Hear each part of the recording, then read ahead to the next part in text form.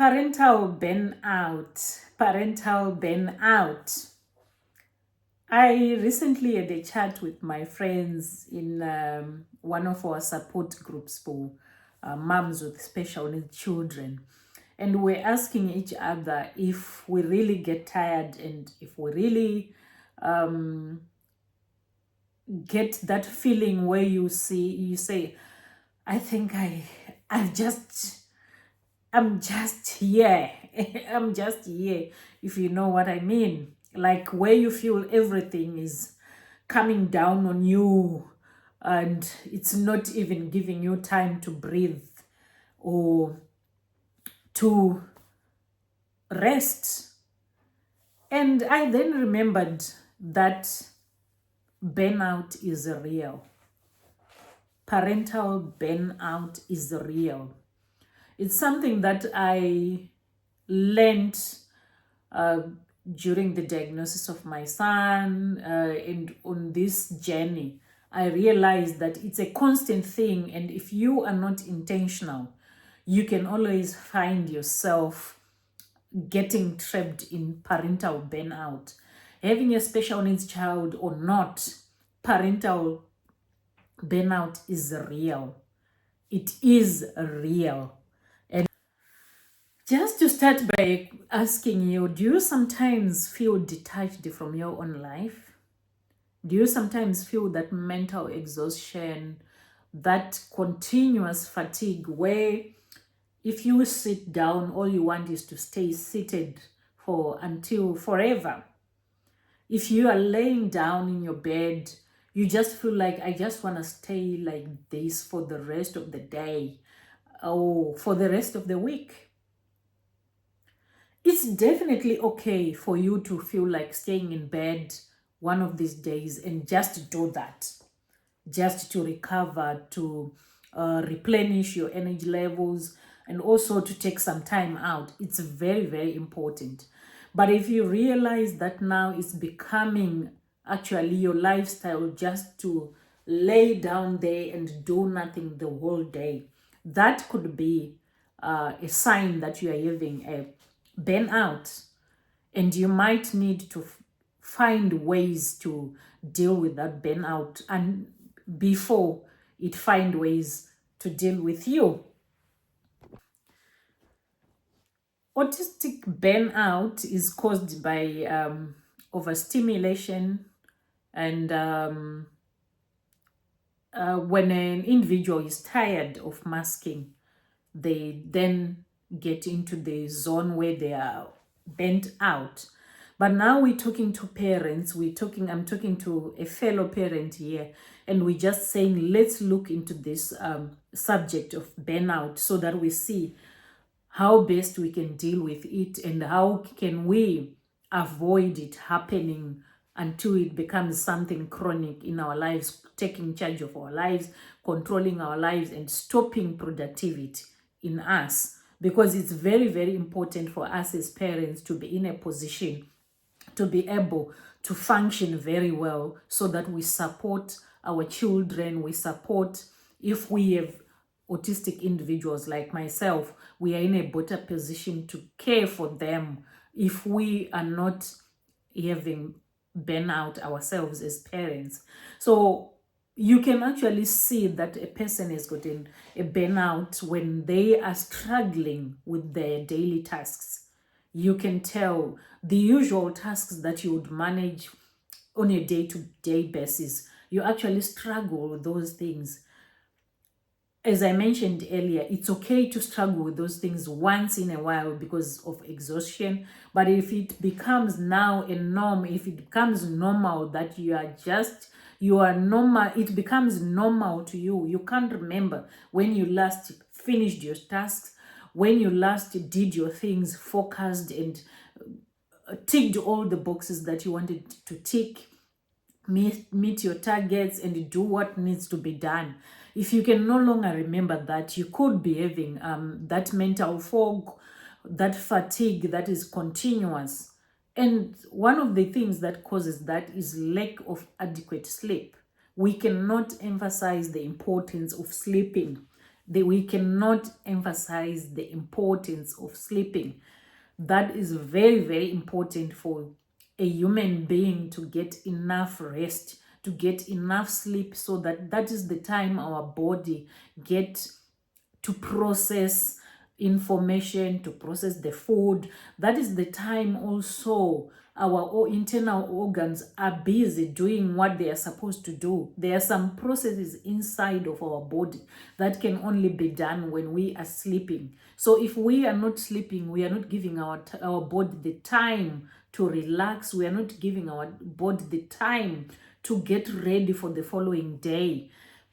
So it's very, very important to get enough time to sleep, because that can cause a burnout as well.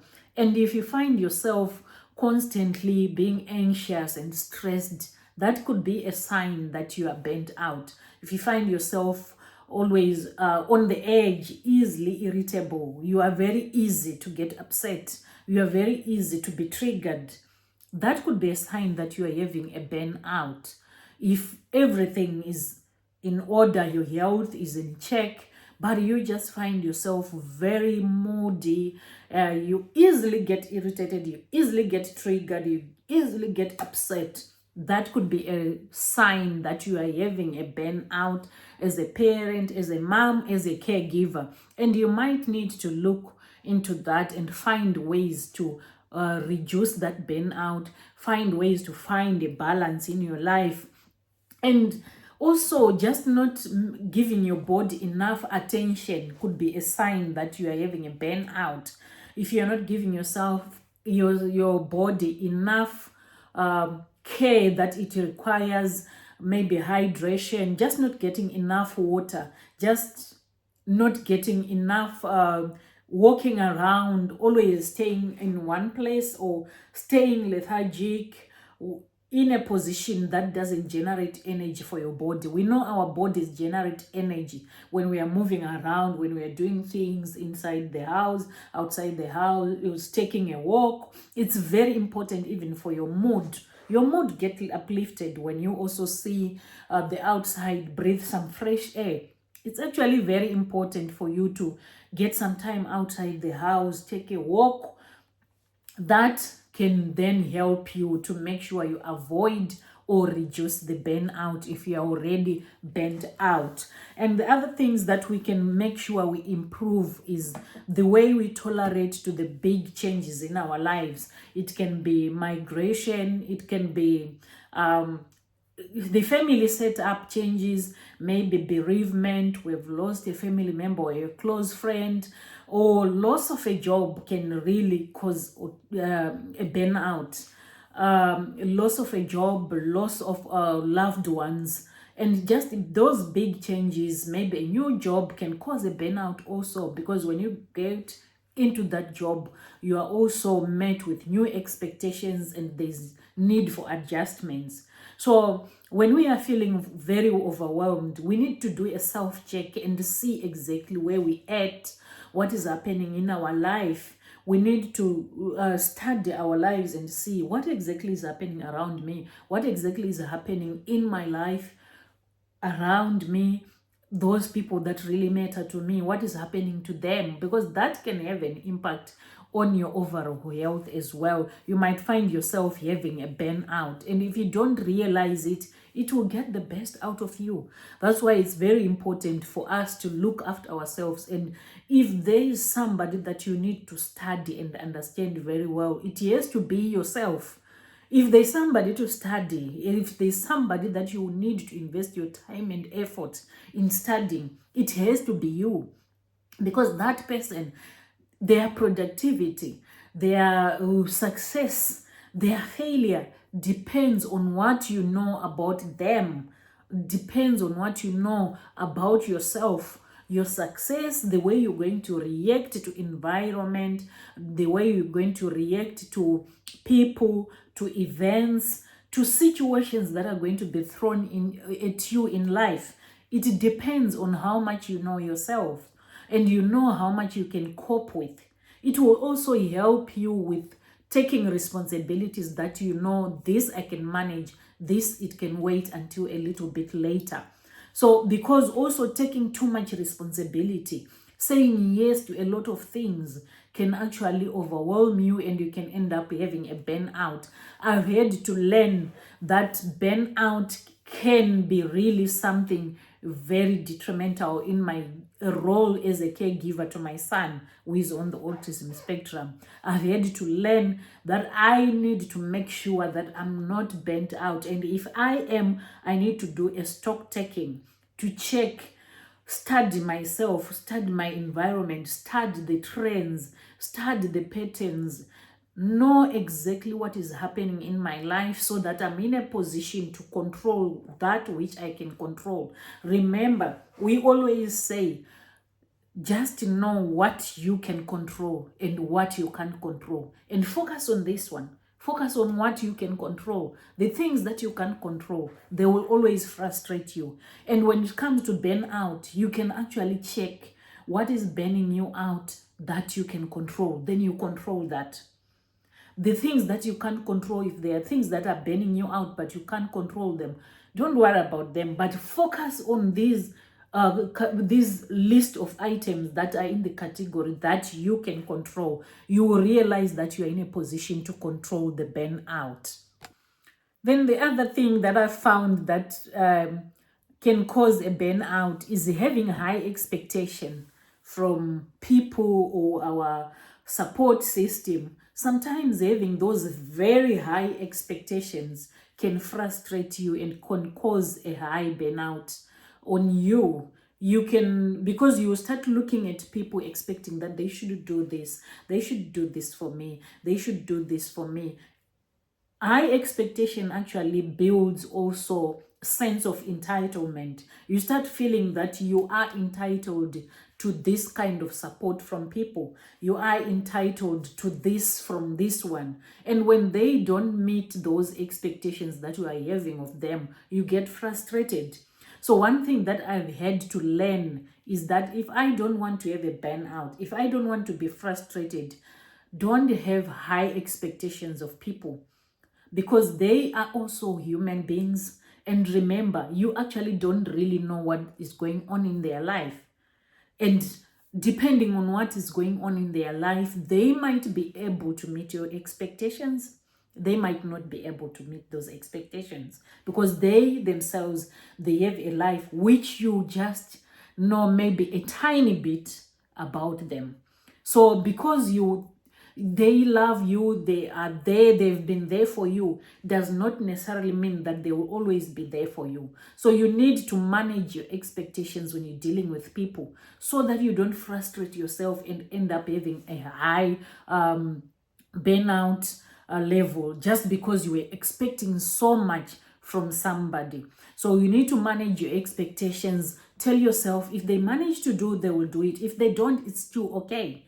And also expect things that you know, if it doesn't happen, I will always have a plan B. One thing that has helped me, that I've learned from the support groups, is that always have a plan B, so that if plan A does not work, you're still going to go ahead with your plans because there's plan B in place. And doing everything for everyone, we've spoken about support system. Yes, that can frustrate you. Also putting yourself in a position where you want to impress everyone, that can cause a burnout. That can really cause you to be burnt out. If you want to be frustrated, put yourself in a position where you want to please everybody, because 10 people already is 10 different people with different expectations of you. So if you are going to put yourself in a position where you want to impress all those 10 people, you're definitely going to be burnt out. There is no way you can be able to fill up your cup and be able to fill up 10 people's cups. So put yourself in a position where you know this I can do. And remember to remind yourself that you are just a human being with a limited capacity. You are just a human being with a limited capacity. In as much as you love people dearly, you love your family dearly, there is only so much that you can do for them, so that you don't end up finding yourself in a trap of a burnout, because you're going to be burnt out. If you keep spreading yourself, you're going to spread yourself very, very thin. You're going to spread yourself, and before you know it, you are completely burnt out. You cannot cope to look after even your own life. And the other thing that I've realized is that you can also realize that your tolerance levels in relationships, you start becoming very non-tolerant because you already have a burnt out. That can be a sign as well. If you're having a burnt out, it can manifest in tolerance levels dropping. You just become very non-tolerant. You become very less patient with people because of what is going on. You're now making everyone responsible for what is going on in your life, which it should not be the case. If you are having a burnout, you start accusing everyone else except yourself. You want everyone else to take responsibility for what is going on in your life.